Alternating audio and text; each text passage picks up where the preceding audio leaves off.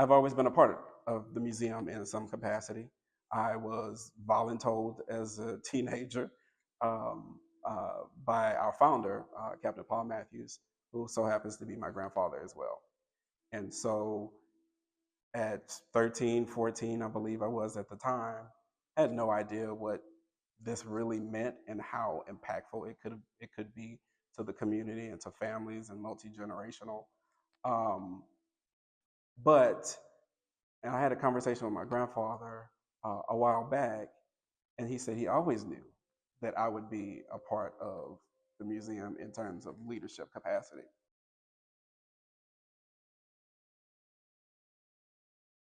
I did not study museums. I did not study history. I actually have a undergrad degree in biology and a master's in business and a master's in educational leadership. So kind of all over the place. But I realized that, and we had just moved into this building about 2012, and I was like, what am I to do next? What am I to do next? The museum needed help, needed support, and so I started working. Um, I have done everything in the museum from curating exhibits to mopping floors and working the gift shop, all of the things. But when this position came up about 7, 8 years ago, it was one of those things where we tried out another director, it didn't work out. Um, the next thing would have been my grandfather coming back out of retirement and doing it all over. So I stepped up. I raised my hand and said, hey, let me try it. And 8 years later, I'm still here.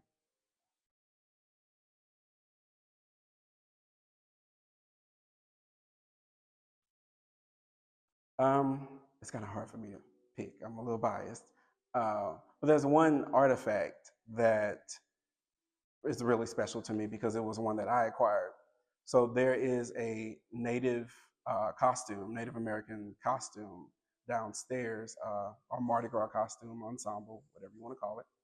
Uh, there was a black art event here several years ago before the pandemic, and the artist who created it, came out in the costume. But after I had seen it on display, I didn't realize what was on it. And it's literally the Buffalo Soldiers, 9th and 10th Cavalry on the ensemble itself. So when he came out in the uniform, I actually saw it.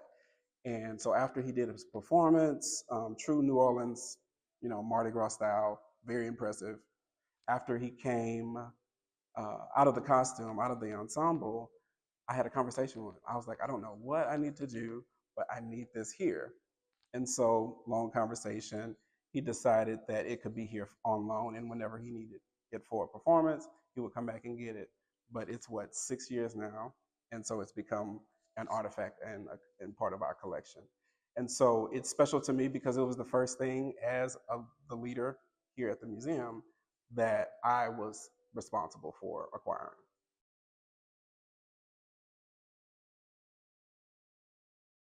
I think I don't get a lot of chances anymore, and I'm trying to do better than that, of just walking around, looking at people, seeing how they interact. But early on in my career, I made it a huge point to see how people are interacting with the stories and how um, what kind of emotion they are drawing from the things that we have here. And I can tell you, the veteran stories are the most impactful to me and bring me to tears because something as simple as a weapon can bring back a vivid memory of their experience while serving.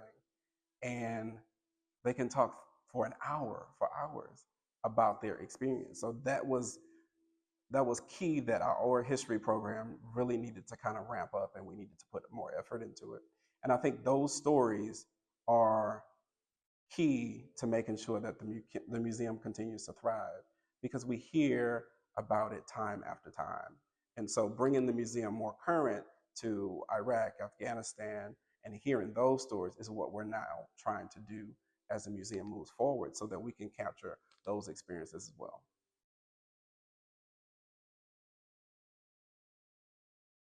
our event coming up.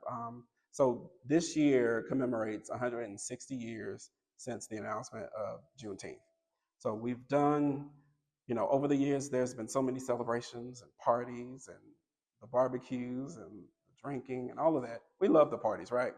That's how we celebrate as a community. So what we're doing differently this year is really giving the educational piece the highlight. So we're still going to have fun. We're still going to enjoy, but we're going to do it in a way that everybody is learning.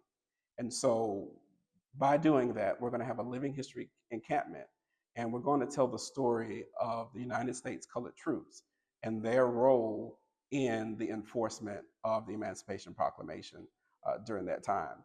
So right here at the museum, we're going to have full activities, activations for the entire family, from grandma and grandpa down to the kids. We're going to have on June 20th and June 21st, we're going to be here from 10 to 4 p.m.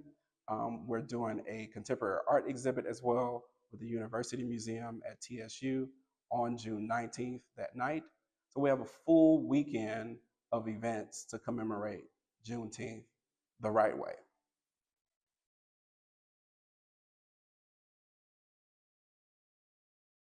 Yeah, I would say mentoring plays a real important part in my life as well.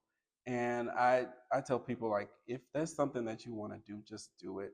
Um, I spent a lot of time going back to school trying to figure out what I wanted to do when it was staring me right in the face. So I would say pay attention to all the signs. If you're in a space and you feel like you can't go to the next level, then search for another space. Like, never be okay with complacency or being stagnant in a career, because there's always something greater, there's always something better out there.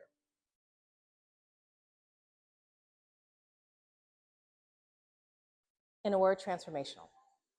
He has built upon a legacy established by his grandfather. He has transformed the institution so it reflects museum best practices. As a museum professional and former African American art history and film professor, I've been in this field for over 3 decades.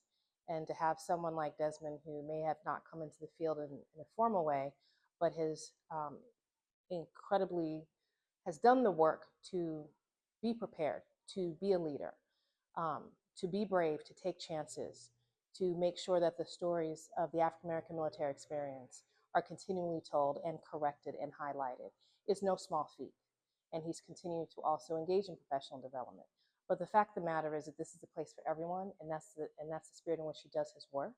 And as a result, he's able to activate partnerships and attract donors and people that you would traditionally not even expect to come through the doors.